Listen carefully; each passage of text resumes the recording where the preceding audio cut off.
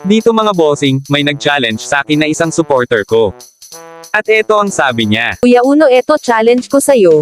Mag-tank build ka naman pero dapat panalo. Pag nagawa mo isesend ko sa'yo mga pics ko na nakabikini.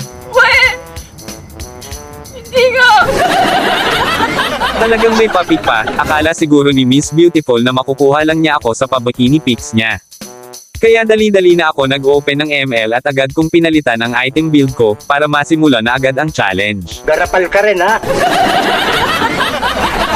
Dito mga bossing, unang nakill ko nga dito si Kimi. Nagulat ako kay Zilong dahil masakit pa rin siya kahit na naka-tank build. Kayang-kaya niya pa rin makipagsabayan at kumitas.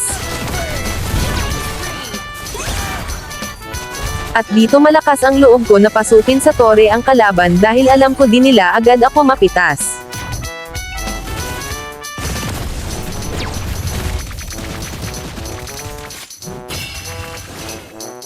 At napapachat pa nga ako dito dahil nakakatakas pa ako sa kanila kahit piso na lang buhay ko. At ang malala pa dito, halos walang ka-damage ang kalaban, hirap nga nila ako pitasin dito.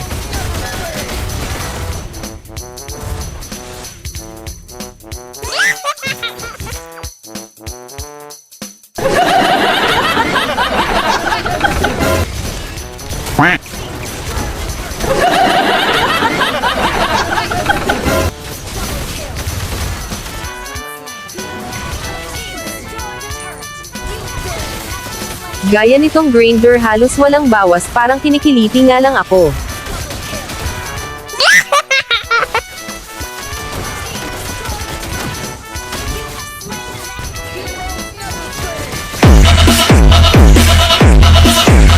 Kaya ba?